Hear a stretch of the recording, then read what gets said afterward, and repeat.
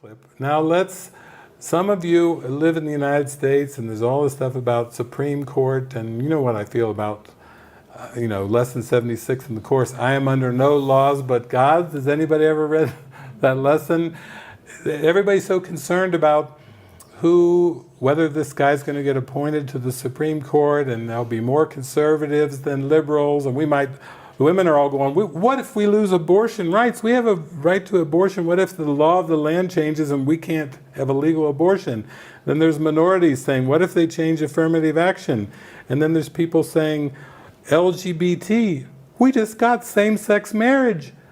We just got rights for gays and this and this and this, and now this judge, what if the Supreme Court of the United States rules and turns the clock back and takes away women's rights for blacks, rights for women to control their body, rights for affirmative action, all these things. There's this big controversy. Maybe you can play the clip. Judges, Nicholas. Judges. This is all about judges, external power. People are getting so caught up in this, but we're going to talk about, I am under no laws but God's. And that's what we're going to talk about on this show. But let's play the clip here. It's a big controversy, ego controversy.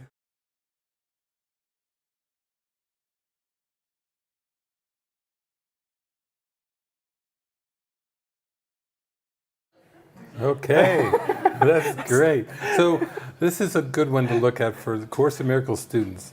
You can hear the commentators say these Supreme Court decisions shape life. And for many people on the planet, they would say, you're exactly right. Whether a woman has a right to an abortion or not, whether people have right to same-sex marriages or not, whether people have civil rights, civil liberties, all of them are predicated on one belief, that effects in the world, that things that happen in the world impact your experiences, impact your life. And yet this is where A Course in Miracles, Jesus is doing one of these, like Byron Katie, let's turn it around. No, your mind, your consciousness is making all the decision. Nothing affects you but your thoughts. If you have ego thoughts, you will feel the pain, the hurt, the fear, the shame of holding on to ego thoughts. Those are attack thoughts, and those are all grievances. When you forgive, you experience love, light, joy, happiness, as you would imagine you would, because they're in a line with God, they're in line with Spirit, they're in line with truth. So the key thing here is that these Supreme Court decisions and political decisions, whether it's who gets elected in Mexico or whether there's more conservatives than liberals and everything, all of those are predicated on the belief that there's causation in the world, not in your mind, and that the effects can cause you harm, whether it's past memories or whether it's what seems to be happening to you. And now it's all based on false cause and effect. So this is why I say that don't listen to a Course in Miracles teacher that says, well, follow the Course, but when it comes down to political things, you've got to take a side and you've got to be against certain things and for certain things. Jesus never ever says that. He always says, come back to the Holy Spirit and be right-minded and forgive. And actually he wants you to see all the images as the same. He doesn't want you to divide the world up as the ego does into the good guys, the bad guys, the heroes, the villains, the dictators and the tyrants and the blessed ones. He doesn't ever encourage us to make that division. He's always bringing it back to the mind and saying, you have a decision in your mind to link with the Holy Spirit and see this differently. Above all else, I want to see this differently. I will step back and let Him lead the way. All the lessons are about tuning into the Holy Spirit and seeing the world differently before you wake up from this dream. And they're never about taking a stance or a side. So you see, there is no politics involved in the Holy Spirit's perception. You may be guided. There's nothing wrong with voting. And there's nothing wrong with doing anything in the world, going for surgery, taking an aspirin. There's nothing wrong with any of that. But the Holy Spirit is saying, yeah, I know you're afraid of the light, but please learn to join with me and join in the miracle more habitually, more consistently, so that you can perceive the world in a different way. And that's where the healing occurs, in that way.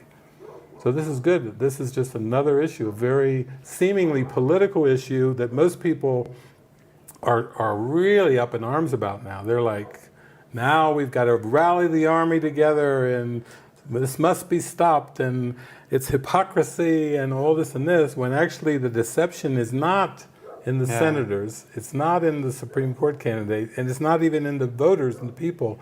The deception is in seeing a world that's not even there and then fragmenting that world into pieces and then trying to attack and defend the pieces. That's where the problem is. That's the sickness. It might even be a stepping stone idea, but I see that when the people are so afraid of these laws being overturned and that it's really they're afraid they won't get what they need and that they rely on the government or the laws. But Jesus, he bypasses all of those. If they really need something, even if it's a law or not a law, he finds a way to like... Well, within the ego's world, personalities do seem to be influenced by things that are external to them. But see, that's all part of false cause and effect.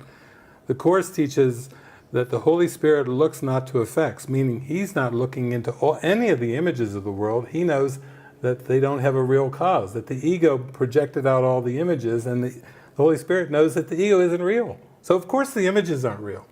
So it's to him, the Holy Spirit doesn't see the world the way humans do. The Holy Spirit is like leaves blowing in the wind. Like he's like, woo, like flash dance, like happy, happy, happy. That's all the Holy Spirit sees is a bunch of leaves blowing in the wind.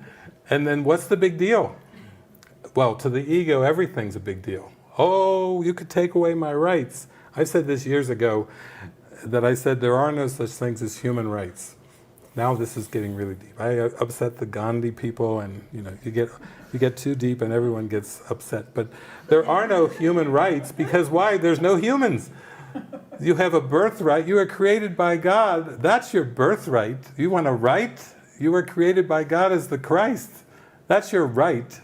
That's the only thing that you're entitled to, is the remembrance of your natural birthright as the Christ. And do you have any human rights? No.